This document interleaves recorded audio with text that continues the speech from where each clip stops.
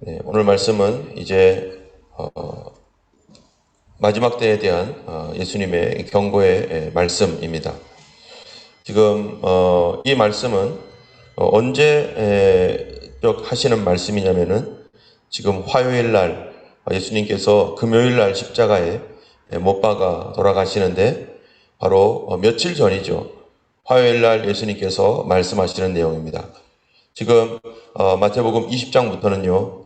계속해서 예수님의 일주일에 관한 그 내용을 지금 말씀하고 있는데 마태복음 20장 17절에서 보면은 이 예루살렘으로 올라갈 때 이 세베대의 아들 어머니가 야고보와 요한의 어머니가 예수님께 마치 예수님이 입성하러 가시러서 거기에서 큰 무슨 영광을 받으시고 왕이 될 것이라고 생각하면서 예수님께 두 자리를 구하는 데부터 이제 예수님의 그런 일주일들이 시작되어지는 것이죠. 토요일 날 그렇게 또 예수님께서 베다니에서 마리아의 집에서 향유 옥합을 깨뜨려져서 예수님께서 그렇게 부음 받으시고 또 계속해서 이제 예루살렘으로 예수님이 가시는 길에 여리고에서는 맹인들을 고치시고 그리고 21장에서는 예루살렘으로 드디어 들어가는데요. 그날을 우리는 종료주일로 지키고 있습니다.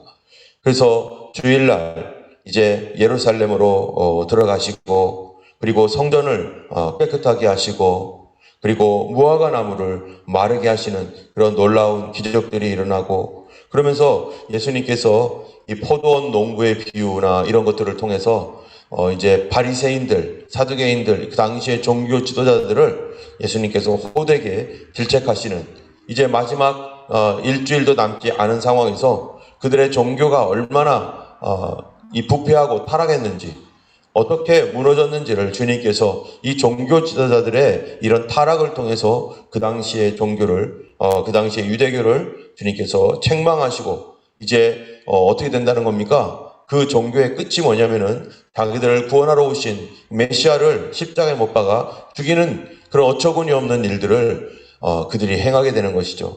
그래서 이제 AD 70년에 무너질 것이다라고 하는 그러한 그 내용들의 말씀들을 이제 이어서 나가는 것입니다. 그래서 오늘 본문에 보면은 이제 무엇에 관하여 말씀하시냐면은 바로 그들이 그렇게 자랑스럽게 여기고 그들이 소중하게 여기는 성전, 이 성전을 주님께서 어떻게 하실 것인가, 무슨 일이 있을 것인가에 대해서 1절, 2절에 얘기하고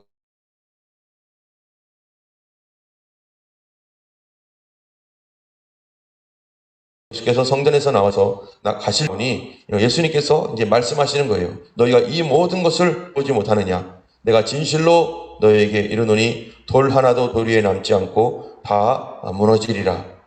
도리에 돌 하나도 남지 않고 다 무너질 것이다.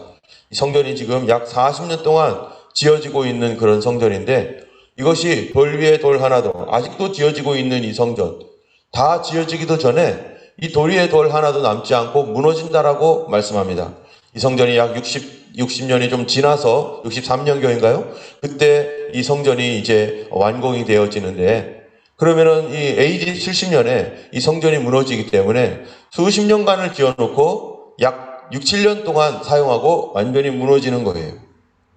이런 그 헛된 그들의 어떤 신앙생활, 그들의 타락한 종교 생활들이 이제는 성전을 완벽하게 무너뜨려지게 되는 그런 일들을 보게 되는 것입니다. 그런데 이 예수님께서 이제 성전에 관한 이야기들을 어디에서 하셨냐면은 감람산 위에서 예수님께서 말씀하셨어요. 성경에 보면은 이 예수님의 유언 설교라는 것이 있습니다. 유언 설교가 뭐냐면 예수님께서 마지막으로 설교하시는 거예요. 마지막 설교라고 하면 굉장히 중요한 내용들을 담고 있습니다.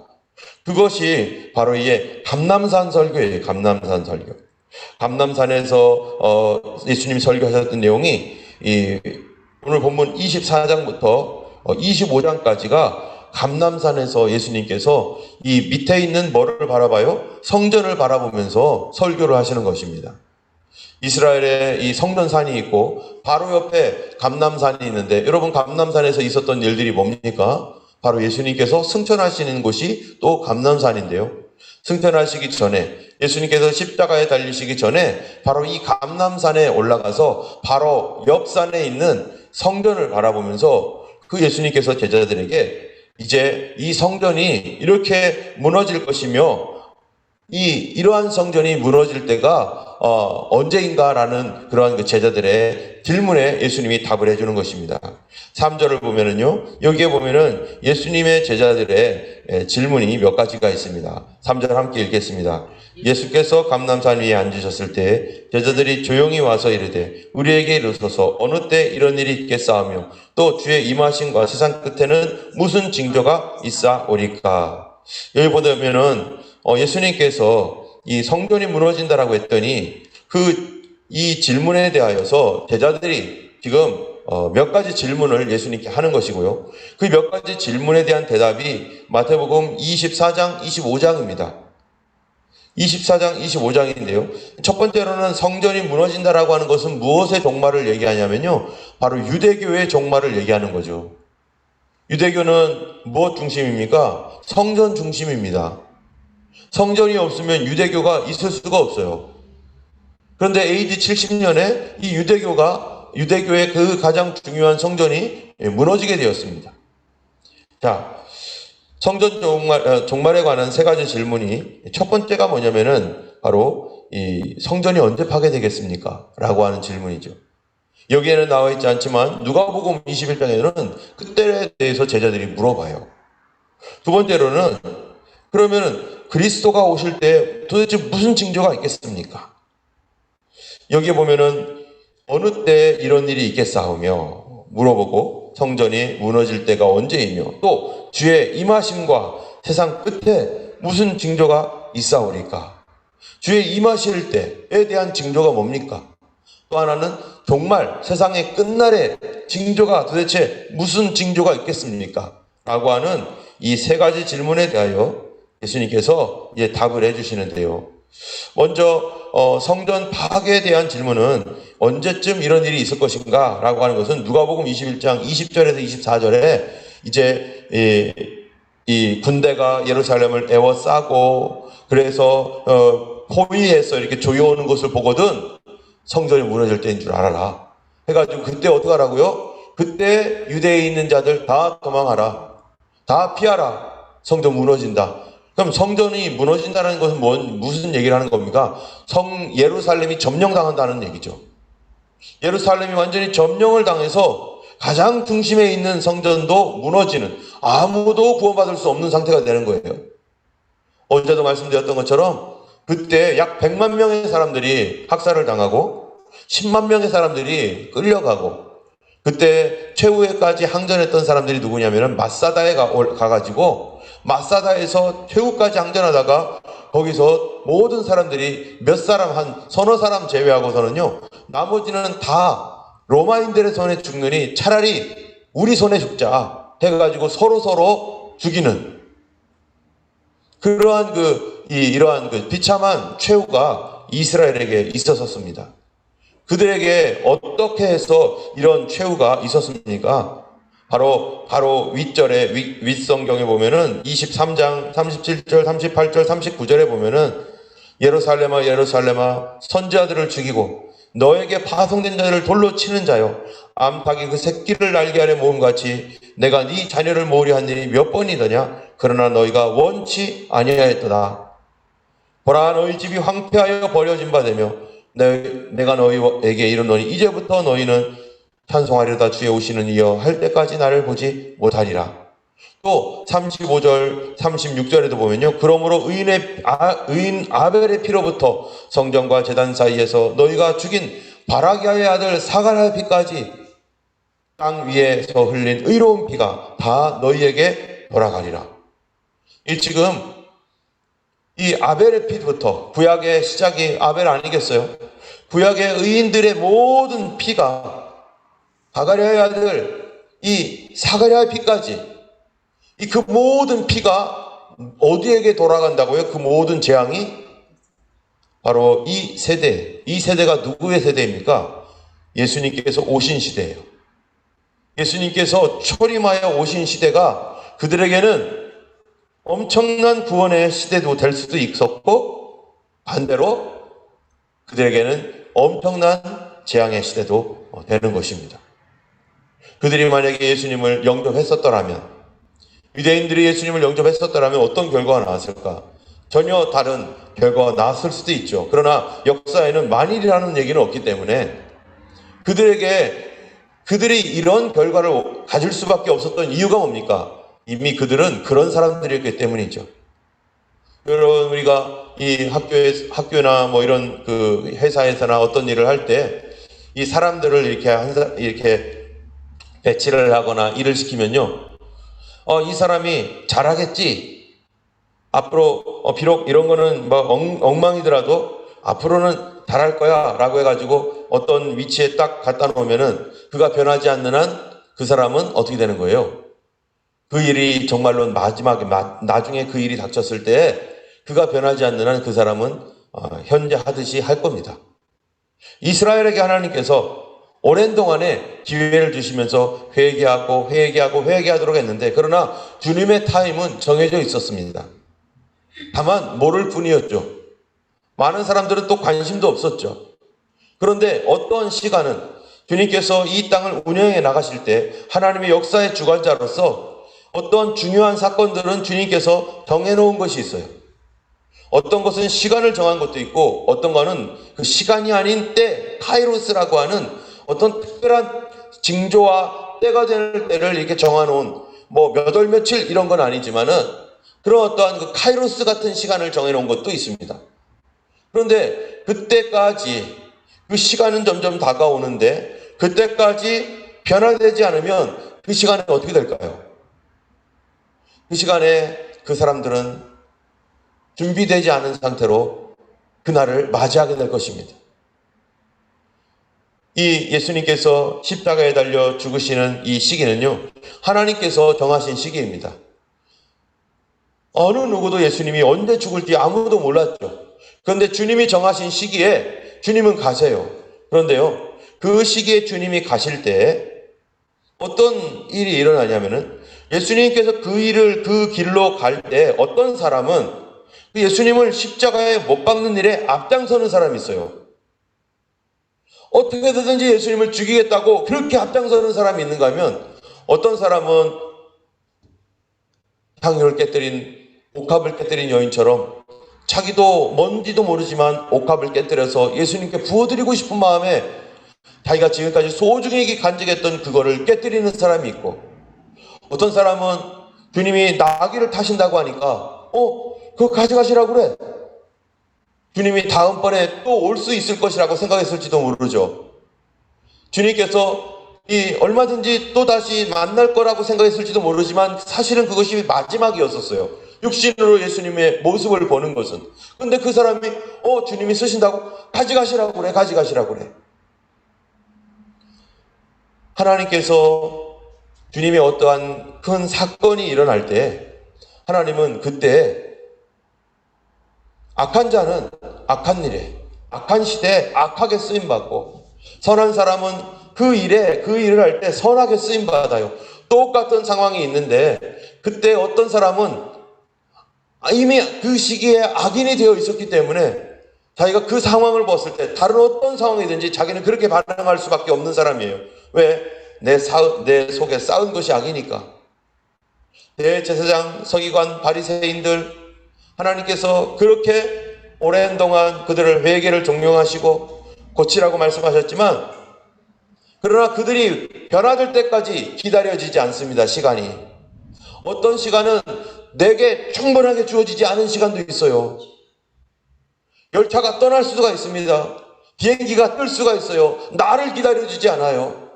봄, 여름, 가을, 겨울이 있는데 그 봄이 나를 기다려주지 않습니다. 내가 씨가 아직 준비가 안 됐다고 해서 봄이 그럼 조금 늦게 올게, 이러지 않죠. 가을에 열매를 딸 시기가 됐는데 내가 아직 딸 만한 기분이 안 됐다고 해서 그 시간이 오지 않는 것이 아니에요.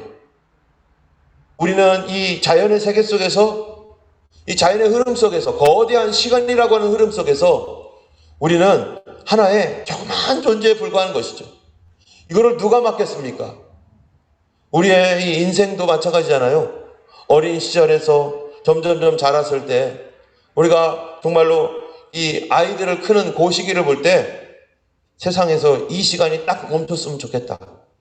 아기들, 이 귀엽고 내 몸에서 낳은 아기들, 요 귀엽고 뽀동뽀동한 이 시절 영원히 가지 않고 그냥 머물러 있었으면 얼마나 좋을까. 그렇지만 그 시기도 지나가게 되고 청년의 그 아름다운 시기, 건강하고 아름다운 시기도 지나가고 또 결혼의 시기도 지나가고 또 중년의 시기도 지나가고 이제 더 이상 시간이 안 갔으면 좋겠다. 왜 이렇게 시간이 빨리 가는 거야? 라고 하는 그러한 그 노년의 시기도 지나가서 나를 기다려주지 않아요, 시간이. 그렇다면 이 시간이 나를 기다리지 않는다면 그럼 누가 지혜로운 사람입니까? 내가 다 준비될 때까지 그냥 이 시간이 마냥 있겠지 하면서 그렇게 게으르고 그렇게 준비하지 않으면 이 시간이 흘러간 뒤에 후회할 것밖에 없죠. 하나님께서 주님의 이런 시대는요, 하나님께서 정해놓은 어떠한 그 역사적 시간도 있습니다. 이런 하나님의 정해놓은 종말적이고 역사적인 시간 안에서 우리는 미리 하나님의 말씀을 보면서 뭐를 해야 되는 거예요? 내가 지금 뭐 하고 있는가? 내가 지금 어디에 있는가? 나는 주님의 그 역사적인 시간이 갑자기 도래할 때 나는 어떤 상태로 주님을 맞이할 것인가? 예수님의 십자가의 사건이 갑자기 도래할 때 대제사장 서기관 바리새인들은 제일 앞장서서 예수님 죽이겠다고 그들이 회개할 시간이 다 지나갔고 이제는 그 어떤 시간이 왔었을 때 그들은 그 시간에 회의를 할 수밖에 없는 사람이에요. 그런데 향유를 깨뜨린 옥합을 깨뜨린 여인이라든지 또 예수님이 돌아가셨을 때 자기 무덤을 내어드렸던 그런 사람이란 요셉이라는 사람이라든지 또 예수님 가실 때 내 낙이 타고 가시라고 우리 낙이 타고 가시라고 해가지고 그 어린 낙이 예수님께 드린 그런 사람이라든지 예수님의 마지막 만찬을 위해서 우리 집에서 하세요. 마지막인 줄도 몰랐죠. 내년에 또 할 수 있을 것이라고 생각했을지도 몰라요. 그리고 일주일 뒤에 우리 집에 또 오셔서 잔치하세요. 이랬을지도 모르죠. 그런데 예수님만 알고 있는 거예요. 오늘이 마지막이다. 그럴 때 어떤 사람은 다음번 기회가 있겠지. 오늘은 좀 못되게 굴고 오늘은 좀 내 기분대로 하고 다음에 잘하지. 그런데 그때 어쩌면은요 모르긴 몰라도 여기에 뭐 잘 모르겠어요. 성경에 안 나와 있으니까. 그러나 어떤 사람에게 주님께서 쓰시겠다고 합니다. 좀 허락하시겠어요? 했을 때 왜 나한테 그런 거 얘기해요? 난 싫어요. 어떤 사람은 내가 예수님을 위해서 뭔가 옥합 같은 거를 깨뜨려주고 싶은데 어떡할까 할 때 마음속에 그런 마음이 들었어요. 다음에 하지 뭐 오늘만 날이겠어. 조금만 더 기다리지. 그랬던 사람이 혹시 있을지도 모르죠. 그런데 여기에 이 사람들은 이제 25장, 26장, 27장 가면서 그런 사람들이 이렇게 보이고 나타날 때 내가 누구냐, 나는 누구냐에 따라서 그때 반응하게 되는 것이죠. 오늘 마태복음 24장은요 마지막 때에 대한 얘기입니다. 마지막 때에 우리는 알고 있어요. 주님이 오실 것이라는 거, 주님의 오심이 다가오고 있다라는 거. 뭐 어떤 사람은 그거 안 믿는 사람도 있지만 그러나 적어도 예수님이 다시 오신다는 걸 믿는 사람들은 믿는다는 예수님이 다시 오신다는 걸 아는 게 중요한 게 아니에요. 예수님 오시는 그 시기에 나는 어떤 사람으로 살고 있을까? 어떤 사람은 주님 오시는 그 시기가 되었어도 언제인지 모르니까 지금까지 과거로부터 지금까지 수없이 사람들이 예수님 오신다, 예수님 오신다 뭐 이렇게 얘기했고요. 저희 어머니도 저 낳기 이전에 교회를 잠깐 다니셨는데 그때도 교회에서 그랬다는 거예요. 예수님 곧 오신다고. 그런데 아직까지 안 오셨어요.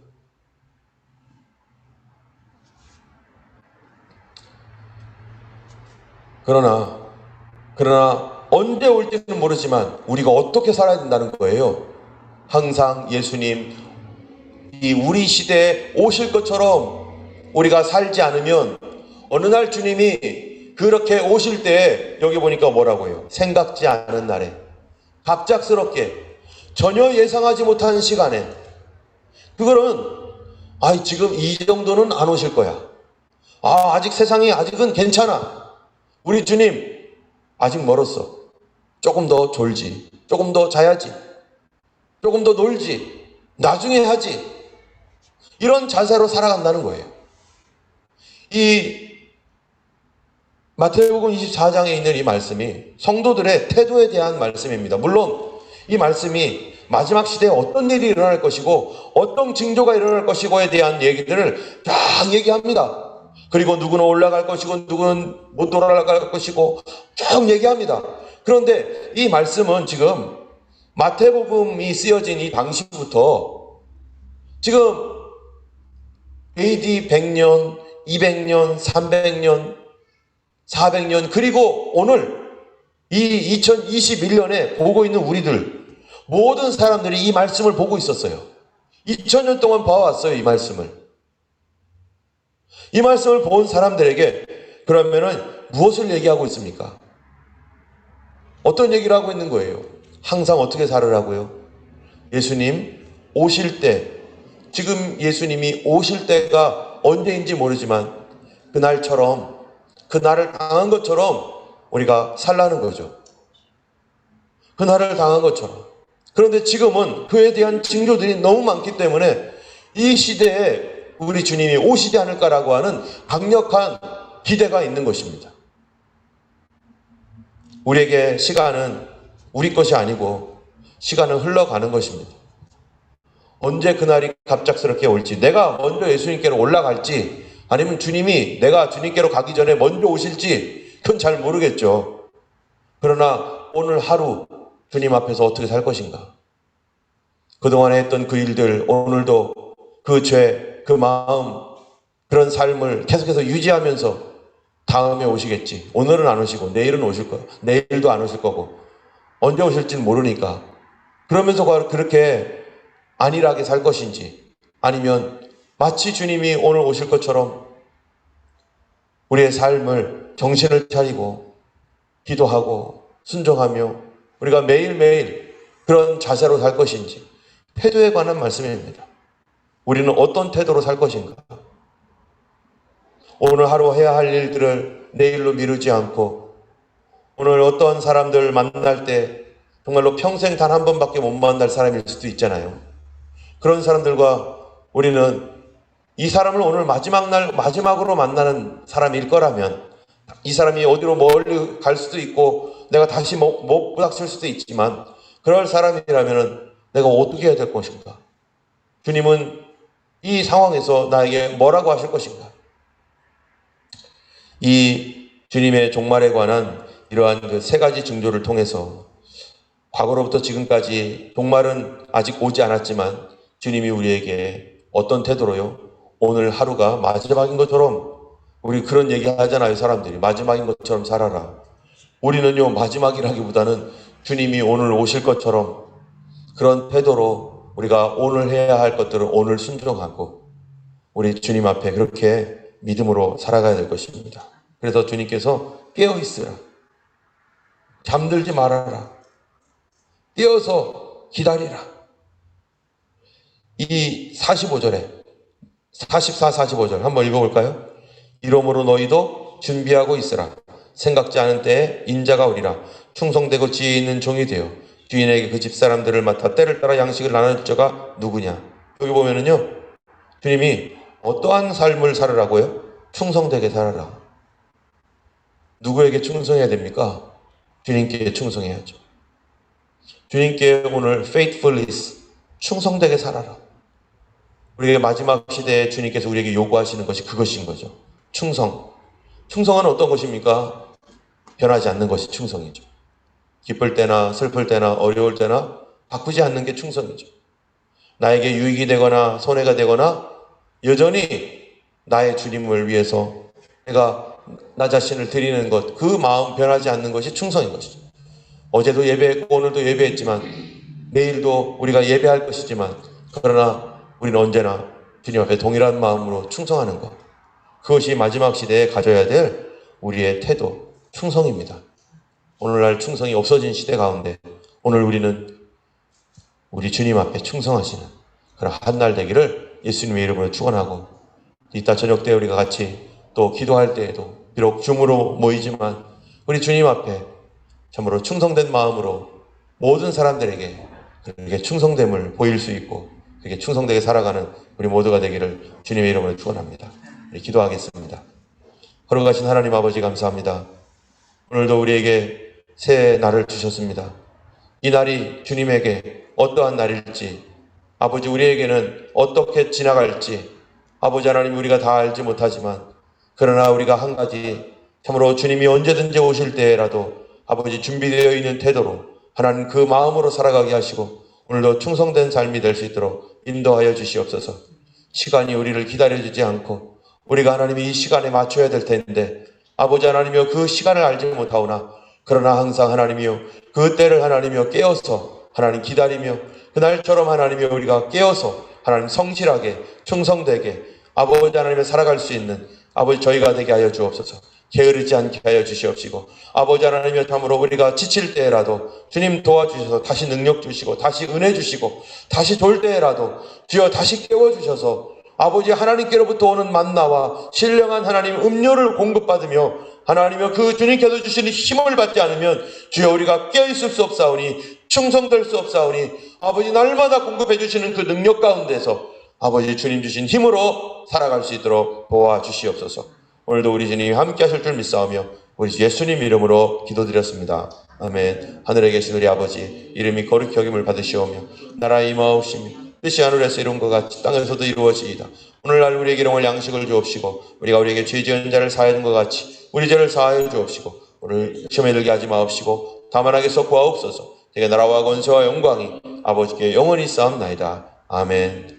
오늘도 주님의 날로서 살도록 하기 위해서 우리가 주의 능력과 은혜를 오늘도 공급받아야 될 줄 믿습니다. 오늘 기도 가운데 하나님의 능력을 구하시고 하나님의 은혜를 더 충만하게 받으시는 그런 귀한 기도 시간 되기를 축원합니다. 함께 기도하겠습니다.